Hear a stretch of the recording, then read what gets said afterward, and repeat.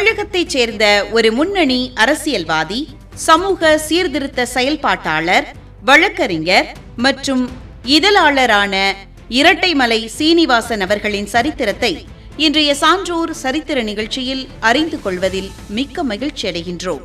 1859 ஆண்டு ஜூலை மாதம் 7ஆம் தேதி பிறந்துள்ளார். 1945 ஆண்டு செப்டம்பர் மாதம் 18ஆம் தேதி இரட்டைமலை சீனிவாசன் அவர்கள் இயற்கை எய்தியுள்ளார். ஒடுக்கப்பட்ட மக்களின் சமத்துவத்திற்காகவும் சமூக உரிமைகளுக்காகவும் போராடியதால் இவர் மக்களால் அன்போடு தாத்தா என்று அழைக்கப்பட்டார். காஞ்சிபுரம் மாவட்டத்தில் உள்ள மதுராந்தகத்திற்கு அருகில் உள்ள கோழியாளம் என்ற கிராமத்தில் பிறந்துள்ளார். இவரது தந்தை பெயர் சடையன் ஆகும். பள்ளி சேர்க்கையின் போது தந்தையின் முழு பெயரையும் சேர்த்து குறிப்பிட்டதால் இவர் இரட்டைமலை சீனிவாசன் என்று அறியப்பட்டார். சாதிய அடக்குமுறைகள் மற்றும் வறுமை காரணமாக இவரது குடும்பம் தஞ்சாவூர் மற்றும் கோயம்புத்தூருக்கு இடம்பெயர்ந்தது. கோயம்புத்தூரில் தனது பள்ளி படிப்பை முடித்தார். ஒடுக்கப்பட்ட மக்களின் முன்னேற்றத்திற்காக 1891ஆம் ஆண்டில் பறையர் மகாஜன சபை என்ற அமைப்பை தோற்றுவித்தார்.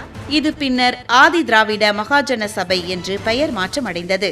ஒடுக்கப்பட்ட மக்களின் குரலாகவும் அவர்களின் குறைகளை வெளிப்படுத்தவும் 1893ஆம் ஆண்டில் பறையன் என்ற திங்கள் இதழை தொடங்கி நடத்தினார். 1923 முதல் 1939 வரை மதராஸ் மாகாண சட்டமன்ற உறுப்பினராக பணியாற்றினார். இக்காலத்தில் ஆதி திராவிடர்களுக்கான பொதுவழி நடைபாதை உரிமை, ஆலய நுழைவு உரிமை மற்றும் மது ஒழிப்பு போன்ற தீர்மானங்களுக்காக பாடுபட்டார். லண்டனில் நடைபெற்ற 2ஆம் வட்டமேசை மாநாட்டில் ஒடுக்கப்பட்ட மக்களின் பிரதிநிதியாக அண்ணல் PR அம்பேத்கருடன் இணைந்து பங்கேற்றார். மகாத்மா காந்தி மற்றும் டாக்டர் PR அம்பேத்கர் ஆகிய இருவருடன் நெருங்கிய நட்பும் தொடர்பும் கொண்டிருந்தார் இரட்டைமலை சீனிவாசன் அவர்கள். இவரது சமூக பணிகளை பாராட்டி பிரிட்டிஷ் அரசு இவருக்கு திவான் பகதூர், ராவ் பகதூர் மற்றும் ராவ் சாஹிப் ஆகிய பட்டங்களை வழங்கி சிறப்பித்தது. தமிழக அரசு இவரை பெருமைப்படுத்தும் வகையில் சென்னை கிண்டியில் இவருக்கு மணி மண்டபமும் முழு உருவ சிலையும் அமைத்துள்ளது. தமிழகத்தைச் சேர்ந்த ஒரு முன்னணி அரசியல்வாதி, சமூக சீர்திருத்த செயல்பாட்டாளர், வழக்கறிஞர் மற்றும் இதழாளரான இரட்டைமலை சீனிவாசன் அவர்களுடைய சரித்திரத்தை இன்றைய சான்றோர் சரித்திர நிகழ்ச்சியில் அறிந்து கொண்டதில் மிக்க மகிழ்ச்சி அடைகின்றோம்.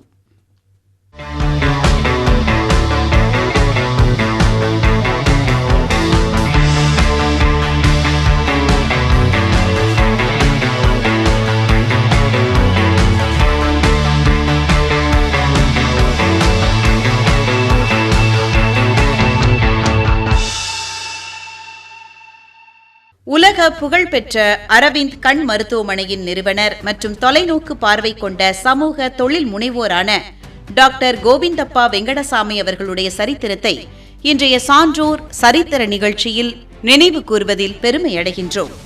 1918ஆம் ஆண்டு அக்டோபர் மாதம் 1ஆம் தேதி பிறந்துள்ளார். 2006ஆம் ஆண்டு ஜூலை மாதம் 7ஆம் தேதி இயற்கை எய்தியுள்ளார். லட்சக்கணக்கான ஏழை மக்களுக்கு இலவசமாக பார்வையை மீட்டுக் கொடுத்ததால் இவர் மருத்துவ உலகின் மிக சிறந்த கொடையாளராக கருதப்படுகிறார். தூத்துக்குடி மாவட்டத்தில் உள்ள எட்டயபுரம் அருகில் உள்ள வடமலாபுரம் என்ற கிராமத்தில் ஒரு விவசாய குடும்பத்தில் பிறந்தார். காஞ்சிபுரம் மற்றும் மதுரையில் பள்ளி படிப்பை முடித்த இவர் சென்னை மருத்துவக் கல்லூரியில் மருத்துவ பட்டம் பெற்றார்.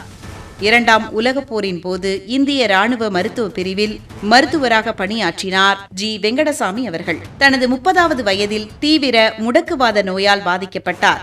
இதனால் இவரது விரல்கள் முற்றிலும் முடங்கி வடிவத்தை இழந்தன.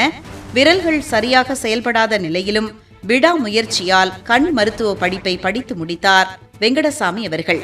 தனது வளைந்த விரல்களுக்கு ஏற்ப பிரத்யேக மருத்துவ கருவிகளை வடிவமைத்து ஒரு நாளைக்கு 100க்கும் மேற்பட்ட கண் அறுவை சிகிச்சைகளை வெற்றிகரமாக செய்து உலகை வியக்க வைத்தார். அரசு பணியில் இருந்து ஓய்வு பெற்ற பிறகு 1976ஆம் ஆண்டில் மதுரையில் வெறும் 11 படுக்கைகளுடன் ஒரு வாடகை வீட்டில் அரவிந்த் கண் மருத்துவமனையை தொடங்கினார். மெக்டொனால்டு நிறுவனம் எப்படி குறைந்த விலையில் துரிதமாக உணவை வழங்குகிறதோ அதேபோல குறைந்த செலவில் உலகத்தரம் வாய்ந்த கண் சிகிச்சையை மிக வேகமாக வழங்கும் முறையை மருத்துவத்தில் அறிமுகப்படுத்தினார் வெங்கடசாமி அவர்கள். லாப நோக்கமற்ற இந்த அமைப்பில் வசதி உள்ளவர்களிடம் பெரும் கட்டணத்தை கொண்டு 2/3 பங்கு ஏழை மக்களுக்கு முற்றிலும் இலவசமாக கண்புரை அறுவை சிகிச்சை வழங்கப்படுகிறது. இவரது சிறந்த மருத்துவ சேவைக்காக இந்திய அரசு 1973ஆம் ஆண்டில் பத்மஸ்ரீ விருது வழங்கி கௌரவித்தது.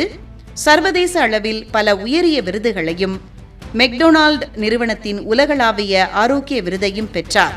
இவரது வாழ்க்கையை அடிப்படையாக கொண்டு இன்ஃபினிட் விஷன் என்ற புகழ்பெற்ற புத்தகமும் ஆவணப்படமும் வெளியிடப்பட்டுள்ளன. இன்று அரவிந்த் கண் மருத்துவமனை உலகிலேயே மிக அதிக எண்ணிக்கையிலான கண் அறுவை சிகிச்சைகளை செய்யும் மிகப்பெரிய அமைப்பாக வளர்ந்து நிற்கிறது.